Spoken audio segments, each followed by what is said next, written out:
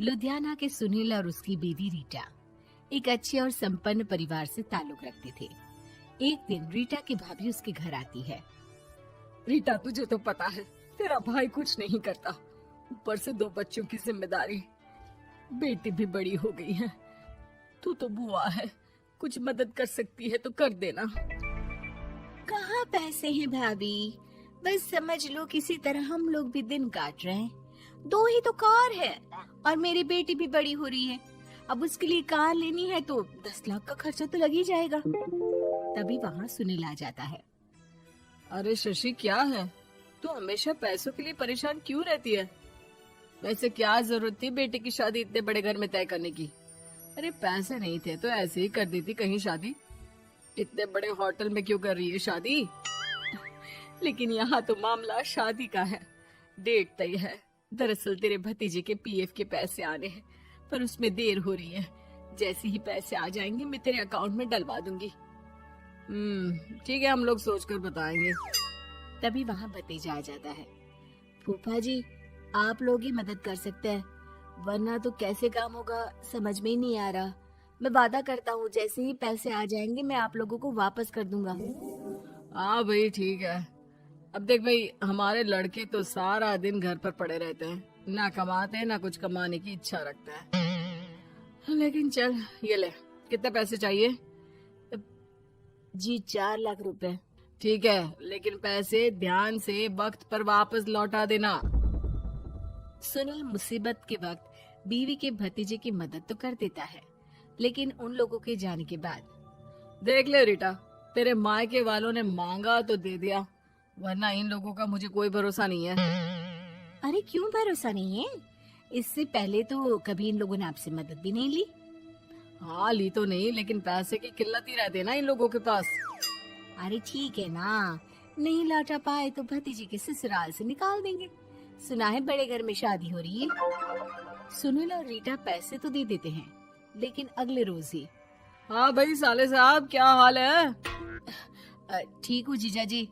क्या बात है, सालों बाद आपका फोन, जरूर कोई बात होगी, बताइए ना।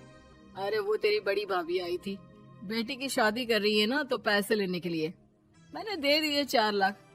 सोचा भाई किसी गरीब की बेटी की शादी हो रही है, पुण्य मिल जाएगा। अच्छा किया जीजा जी, उनका बेटा बहुत मेहनती है, जल्द ही लौटा भी देगा। वहीं रीटा भी फोन करके हर किसी को पैसे देने की बात करती है। रीटा की भाभी शशि के पास उसके भाई का फोन आता है। तूने सुनील से पैसा लिया है क्या? नहीं भाई, सिर्फ बात की है, बोल तो रहा है कि दे देगा। वो लोग मदद करने वालों में से नहीं है, और मदद कर भी दे लेकिन समाज में गा गा कर हालत बुरी कर देते हैं। अब गाने दीजिए ना भाई, मैं क्या कर सकती हूँ, मेरे पास कोई ऑप्शन भी तो नहीं है। बेटी की अगले हफ्ते शादी जो है। शशि की बेटी की शादी हो जाती है, लेकिन शादी के 1 महीने बाद ही सुनील का फोन भतीजे के पास आता है। हाँ भाई, शादी तो हो गई हम लोगों की दुआ से। अब देख, ऐसा ही फायदा होता है पैसे वाले रिश्तेदार हो तो। तेरे वक्त पर हम कैसे खड़े हो गए थे, लेकिन अब पैसा लौटा दे भाई। जी, मैंने पीएफ के लिए अप्लाई कर दिया था, उसकी नोटिफिकेशंस मैं आपको भी भेज देता हूँ। मुझे लगता है 10 दिन में पैसे आ जाना चाहिए। जैसे ही पैसा आएगा मैं आपके अकाउंट में डाल दूंगा। और ना जी ना, कोई नोटिफिकेशन नहीं चाहिए, पैसा चाहिए, पैसा। ठीक है अंकल, बस 10 दिन का समय दे दीजिए। अभी हफ्ता भी पूरा नहीं होता कि भतीजे के पास उसके गांव के दूर के चाचा का फोन आता है। अरे बेटा, क्या बात है, सुनील के कोई पैसे ले रखे हैं तो दे क्यों नहीं देता? हाँ चाचा जी, बात तो हुई थी, 10 दिन का वक्त मांगा है, उम्मीद है हो ही जाएगा। अरे फोन कर रहा है, रोज बता रहा था कि बेटी की शादी में मदद की थी। अब क्या है ना, भले ही शादी 10 दिन रोक देते, लेकिन सुनील से मदद नहीं लेनी चाहिए थी।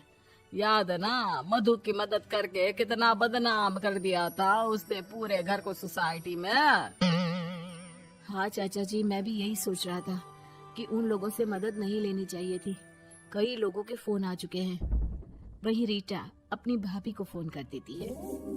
क्या है भाभी, कब पैसे लौटाओगी? पता है ना ये कितना बोल रहे थे, तुम्हारे बोलने पर मैंने पैसे दिए हैं। भाभी अब तो आपके बेटे की कार बेच दो और हम लोगों के पैसे दे दो। अरे लेकिन रीटा, बात तो 3 महीने की हुई थी ना, अभी तो 2 महीने भी नहीं हुए पैसा लिए, थोड़ा तो सब्र करो। नहीं नहीं भाभी, वैसे मेरा बेटा टिक्कू आ रहा है आप लोगों के घर रहने के लिए, उसको अच्छे से खिलाना पिलाना, समझी? भाभी को समझ में नहीं आता कि वो क्या करे। वो बेटे से बात करती है। अरे माँ, इन लोगों से मदद लेकर सच में बहुत बड़ी गलती कर दी। मुझे खुद समझ में नहीं आता कि कैसे इन लोगों के पैसे जल्द से जल्द दे दूं। तभी डोरबेल बजती है और रीटा का बेटा टिक्कू घर में आता है। आओ बेटा, मामी के घर पहली बार आए हो रहने?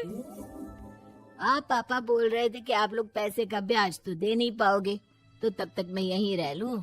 और हाँ, मैं एसी के बिना नहीं सो पाता। आप लोग अपना देख लेना और पैसे जल्दी लौटा देना, क्योंकि मैं थोड़ा जल्दी जाना चाहता हूँ। रीटा का फोन शशि के पास आता है। भाभी, पैसे कब तक दोगे? बेटे की विदाई के बाद शशि के घर का माहौल बिल्कुल बदल जाता है।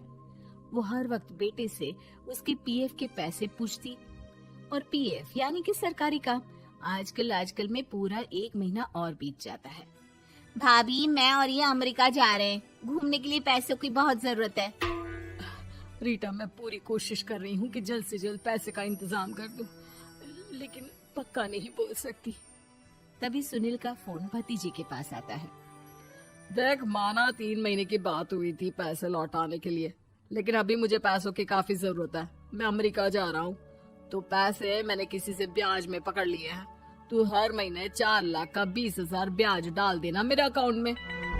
सुनील फोन रख देता है, लेकिन भतीजा काफी परेशान हो जाता है।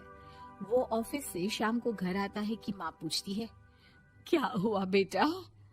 बेटा माँ को सारी बात बता देता है। माँ भगवान के सामने हाथ जोड़कर खड़ी हो जाती है और रोने लगती है कि तभी बेटे का मोबाइल पर मैसेज बजता है। माँ, पीएफ के पैसे आ गए। और वो ऑनलाइन ही सुनील के पैसे वापस कर देता है। भला हो भगवान का। लेकिन आज एक बात तो समझ में आ गई, मदद हमेशा उन लोगों से लो जो मदद के बदले आपसे मदद में दी गई रकम ही वापस लें, ना कि समाज में आपकी इज्जत।